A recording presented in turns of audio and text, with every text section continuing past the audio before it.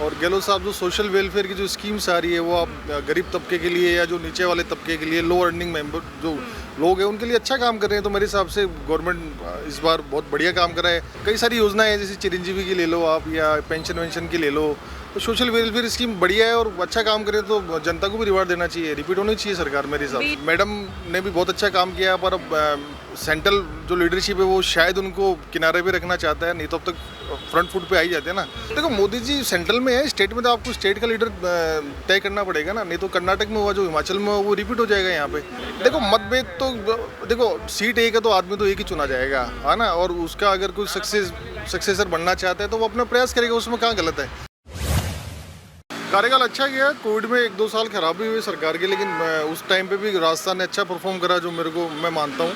और गहलोत साहब जो सोशल वेलफेयर की जो स्कीम्स आ रही है वो आप गरीब तबके के लिए या जो नीचे वाले तबके के लिए लो अर्निंग मेंबर जो लोग हैं उनके लिए अच्छा काम कर रहे हैं। तो मेरे हिसाब से गवर्नमेंट इस बार बहुत बढ़िया काम करा है। इतनी सारी जो सोशल सिक्योरिटी की स्कीम्स है वो आई बिलीव कि और कहीं नहीं है राजस्थान के अलावा। कई सारी योजनाएं हैं जैसे चिरंजीवी की ले लो आप या पेंशन वेंशन की ले लो, तो सोशल वेलफेयर स्कीम बढ़िया है और अच्छा काम करे तो जनता को भी रिवार्ड देना चाहिए, रिपीट होनी चाहिए सरकार मेरे हिसाब से। बीजेपी के बारे में आप क्या कहना चाहेंगे? बीजेपी में अभी एकजुटता दिख नहीं रही है जो मेरे को लग रहा है, और कोई कैंडिडेट है नहीं वहाँ पे, सर्ववोटेबल ज़्यादा है। मैडम ने भी बहुत अच्छा काम किया पर अब सेंट्रल जो लीडरशिप है वो शायद उनको किनारे पे रखना चाहता है, नहीं तो अब तक फ्रंट फुट पे आ ही जाते हैं ना।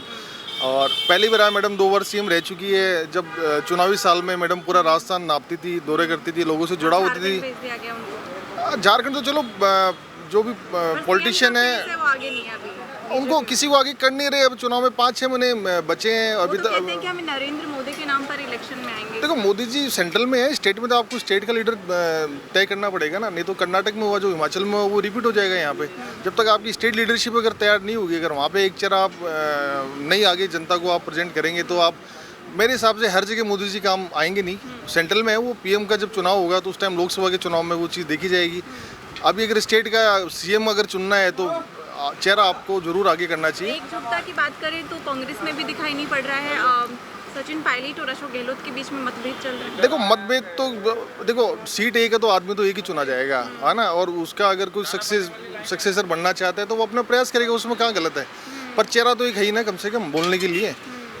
बीजेपी में तो वो भी बड़ी अभी इशू लग रहा है। बाकी तो अगर वो कुछ अच्छा कर लेते हैं तो हो सकता है वो भी प्रयास करेंगे तो हो सकता है जनता का समर्थन उनको भी मिले। तो ये डिपेंड करता है ये कैसे क्या स्टैंड अप लेते हैं आने वाले, क्योंकि टाइम ज़्यादा बचा नहीं है, 5-6 महीने का टाइम ही बचा हुआ है। तो वो कैसे उसको रेट करेंगे वो देखना पड़ेगा। को मौका देना चाहिए इसको। अब ये मैं तो बड़ा वो तो लीडरशिप का सवाल है तो मैं क्या बताऊं, लेकिन मैं आपने अभी क्या कहना है इस बारे में, मतलब क्या नई उम्मीद है? अशोक गहलोत को दरकिनार होना चाहिए? दरकिनार तो क्या होना चाहिए, अभी ऐसा नहीं कि उनमें पॉलिटिक्स नहीं बची है, फिट आदमी है तो राजनीति तो उनमें बची है मेरे हिसाब से आने वाले 8-10 सालों के लिए। और बाकी जहाँ पर भी अगर नई leadership second line of leadership तैयार होती है तो उनकी उम्मीदें भी होती है, और यूँ है तो यूथ का जुड़ाव भी है। पर ऐसा नहीं है कि यूथ गहलोत साहब को नहीं पसंद करता, है ना, थोड़ा क्रेज हो सकता है यूथ में। तो भी पार्टी का डिसीजन है, पार्टी जिसको भी बनाए। क्या कहना चाहेंगे पेपर लीक जो? पेपर लीक तो गलत है, पेपर लीक पे कार्रवाई भी गवर्नमेंट ने करी है और नहीं होना चाहिए। अगर आपने कोई व्यवस्था अगर बनाई है तो कोशिश करना चाहिए वो फुल प्रूफ रहे, है ना। तो उसमें अगर सेंधमारी होती है तो वो सबके लिए गलत है, सरकार का परसेप्शन भी गलत जाता है। और एक सच्चाई पर ये भी है वो सब जगह भी हो रहा है, ऐसे नहीं कि राजस्थान में पहली बार ही हुआ है, आज से पहले भी होते हैं। अभी यूपी में भी काफ़ी पेपर लीक हुए थे, एमपी में एक व्यापम करके एक स्कैम बड़ा चला था। तो ये सब जगह, ये तो ऐसा नहीं कि राजस्थान में कुछ अनोखी चीज़ हो रही है। पर सही बात ये है कि ये जो भी हो रहा है इसको भी कोशिश करना चाहिए कि कम से कम ऐसी घटनाएं से। वसुंधरा राजे के अलावा कोई चेहरा है तो मुझे तो समझ में नहीं आता आज उनकी टक्कर का कोई नेता बीजेपी में है क्या, मेरा इंडिविजुअल मानना है। बाकी हो सकता है जनता कुछ और सोचती होगी, लेकिन आप मेरे से सवाल पूछेंगे तो मैडम के टक्कर में कुछ चेहरा मुझे अभी दिखाई नहीं देता आज की तारीख में, ना इन्होंने किसी को प्रोजेक्ट करा हो इस तरीके से।